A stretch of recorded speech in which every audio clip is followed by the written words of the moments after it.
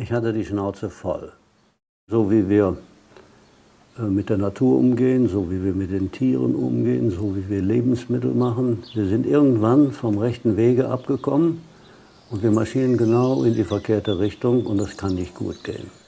What is that sound ringing in my ears? The sound that makes the world go round. The sound that makes the world go round. Es gehen uns auch Werte verloren, und das war bei mir damals sehr wichtig, weil auch in meinem Unternehmen bei Hertha mit mehr als 5000 Menschen, da gab es Automatisieren, Menschen raus. Das waren alles noch Meister und Gesellen und Handwerker. Alles raus, raus, weg. Eine Abfindung brauchen wir euch nicht mehr, denn wir haben ja jetzt wunderbare Automaten und Maschinen.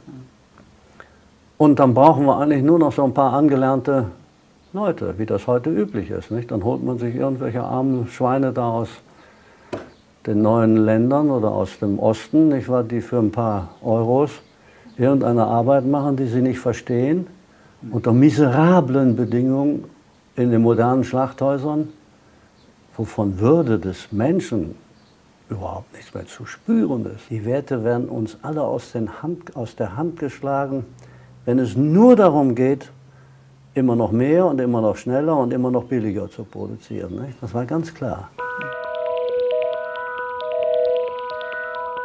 Um gutes Fleisch, gute Schinken und gute Würste zu machen, muss ich Tiere töten. Aber dann muss ich mir sehr genau überlegen, was mache ich denn da eigentlich und wie mache ich das? Und dann war plötzlich das da. Dorothee, ich habe eine Idee. Wir steigen aus und wir fangen noch mal ganz von vorne an. Und die Idee war ziemlich exakt das, was wir heute hier gesehen haben. Ihr riecht so gut.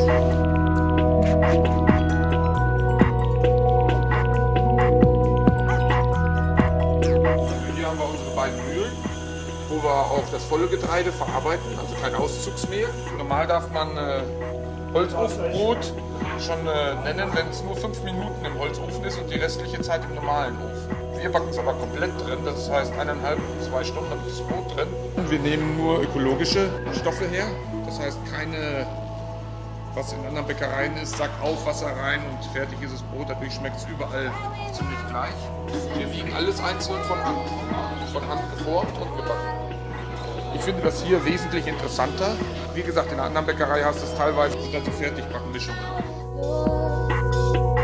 Ich hatte mir das sehr genau überlegt, was ich tun wollte. Ökologisches Wirtschaften, regionales Wirtschaften, wieder die Dinge zusammenbringen. Wo jetzt wir in Hermannsdorf gerade darauf achten, nicht nur der Profit ist wichtig, sondern auch, dass die Region gefördert wird. Genauso wie wir eine ganz kleine Mühle haben, die uns das Getreide mahlt und alles, ist halt eine kleine, ist nicht so billig, aber dafür, man kennt sich persönlich noch. Mit dem Aussterben der Bauern, und die sterben aus, geht unendlich viel Wissen verloren, geht die Pflege unserer Landschaft verloren. Das werden alles irgendwann ausgeräumte Wüsten sein.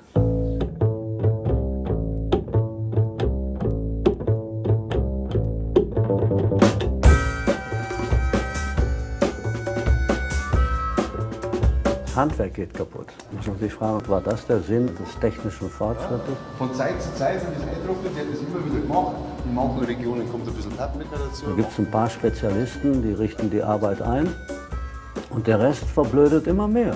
Diese innere Verödung von unendlich vielen Menschen. Auch für die vielen Mitarbeiter, die hier sind. Nicht? Das sind ja fast schon 200. Das ist was ganz anderes. Nicht? Das hat mit Fabrik nichts zu tun. Wenn ich also Kunst in die Fabrik gebracht habe, was noch in dieser Form nach meinem Wissen kaum jemand gemacht hat, dann ist das für viele eine Provokation. Eine Fabrik muss rentabel sein. Das ist eigentlich der Bereich, den wir Übergangsbereich nennen, wo wir die Tiere vom Leben in den Tod befördern, was ja leider auch zu unserem Beruf gehört. Wir haben das ein bisschen mit Kunst verbunden, das Ganze, damit wir das nicht vergessen, dass wir Menschen so seit jeher von von den Tieren abhängig sind, als Jäger, Sammler erst einmal, ja, und damit wir den Ursprung nicht vergessen. Wie können wir die Tiere möglichst lange zusammenlassen? Ein Herdentier wie Schwein oder Rind ist immer schnell gestresst, wenn es von den Artgenossen getrennt wird und vereinzelt wird. Das ist ganz wichtig, dass ich da sage, wie ist der Umgang mit den Tieren? Das hat einen großen Einfluss auf die Qualität des Fleisches und der Produkte anschließend, wie die Tiere geschlachtet werden sind. Wenn ich schon töten muss, um zu leben, als Grundgesetz des Lebens, dann muss ich wenigstens Ehrfurcht vor dem Leben haben. Sprich, der Metzger muss die Tiere lieben und wenn er schon ein Tier tötet, muss er wenigstens dafür sorgen, dass die Tiere anständig leben, Gutes zu fressen bekommen. Wir machen dann vielleicht einmal so 30 Schweine die Stunde, also man hat die Zeit, wenn wir da zu zweit sind, dass man ruhig damit umgeht. Es gibt Schlachthöfe, die haben Schlachtgeschwindigkeiten von an die 1000 Schweine in der Stunde und da ist keine Zeit. Der Tötungsakt an sich, der ist nicht anders, aber dass man sich einfach die Zeit nimmt und es einfach relativ bewusst macht. Wir können ein Kotelett im Sonderangebot bei Lidl oder Aldi, wo auch immer noch für 3,99 kaufen. Das ist billiger als Hundefutter.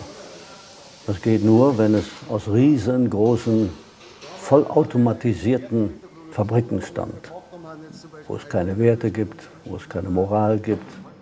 Bei uns kostet das Kotelett aus der ökologischen, sorgfältigen Erzeugung kostet 12 €.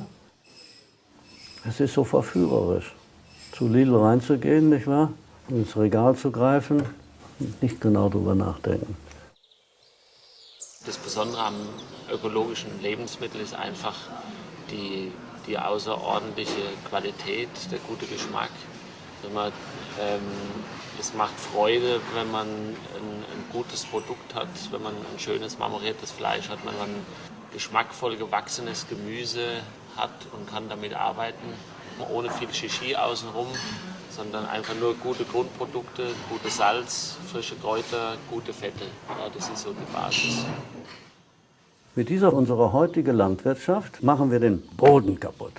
Und wenn man nur ein bisschen drüber nachdenkt, dann weiß man, dass wir nicht vom Supermarkt leben und nicht vom Handy und von all den technischen Möglichkeiten, die wir heute haben. Wir leben immer noch vom Boden. Das stellen wir fest, wir mit all unseren Tieren, die wir glauben haben zu müssen, weil wir davon leben, wir fressen die Erde kahl. Und der Boden, Grundgesetz des Lebens, kann nicht so viele Menschen ernähren.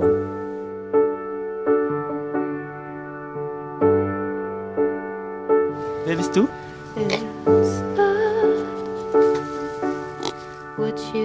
Leider, wahrscheinlich, wird sich erst etwas ändern, wenn wir richtige Prügel bekommen. Wir müssen weg von dieser Technikgläubigkeit. Wir werden wohl auch nicht daran vorbeikommen, leider, dass der Gesetzgeber seine Mindestanforderungen dramatisch erhöhen muss. Zum Beispiel die Mindestanforderungen an die Erzeugung von Pflanzen, an die Haltung von Tieren. Aber es ist politisch nicht durchsetzbar, weil er das gegen die vorherrschenden Mächte einfach nicht durchsetzen kann.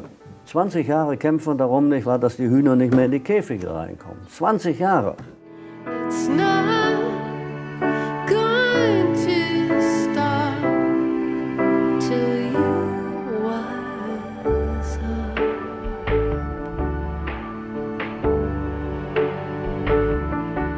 Eine Hoffnung habe ich noch. Diese ganze Wirtschaft, die wir uns aufgebaut haben, basiert auf billiger Energie.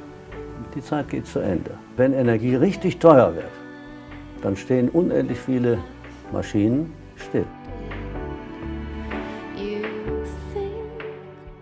Und dann sucht man immer nach den technischen Lösungen. Und alle schreien Innovation, Innovation, Innovation und meinen immer nur technische Innovation. Also das Handy, das noch schneller geht, noch ein bisschen mehr kann. Das wird aber unsere Probleme nicht mehr lösen können.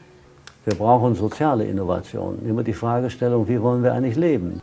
Hermannsdorf ist im Grunde nicht eine technische Innovation, sondern eigentlich eine soziale Innovation.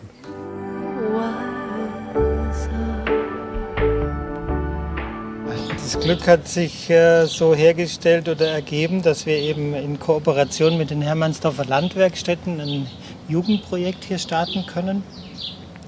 Das heißt, wir können für Jugendliche und junge Erwachsene so eine Brückenzeit anbieten für Lebensorientierung und Sinnfindung. Und das ist das Gute hier mit einer ganz klaren ökologischen Ausrichtung.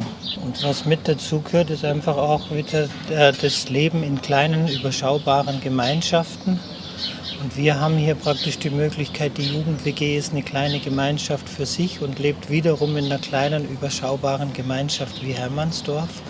Und das alles hat einen sehr realistischen Rahmen eben. Es gibt hier viele kleine Betriebe und Werkstätten. Das tun wir ja hier und das tue ich auch gerne in Hermannsdorf, ganz viel mit Kindern arbeiten. Ne? Zum Beispiel, indem ich mit den 8- oder 9-Jährigen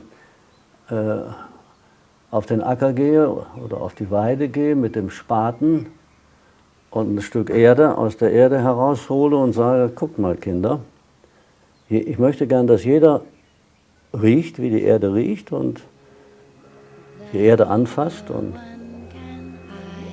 was erlebt ihr da? The sound that makes the world go Und dann erkläre ich denen ganz einfach, ja, das ist die Basis für das Leben auf dem Planeten Erde. Die Hälfte dessen, was ich hier in der Hand habe, so eine gute Handvoll, die Hälfte dessen, was ich in der Hand habe, ist Leben, nicht tote Materie. Ratet doch mal, wie viele Kleinstlebewesen es in dieser Hand gibt.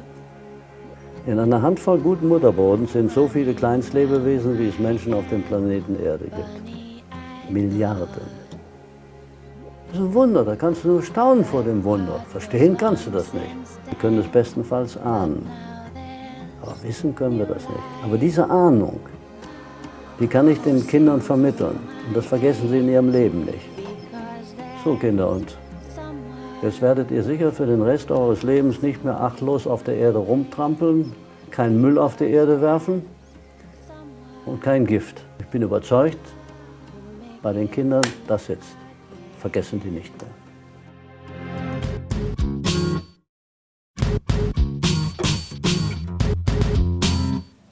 Pachten sich irgendwo ein kleines Stück Land, kostet 1, 2, 3 Stunden Arbeit am Tag. Und gehen Sie das Abenteuer ein, dieses mit dem Stück Land und mit den Tieren, die da drauf sind, zu leben. Dann wird sich Ihr Leben grundlegend verändern.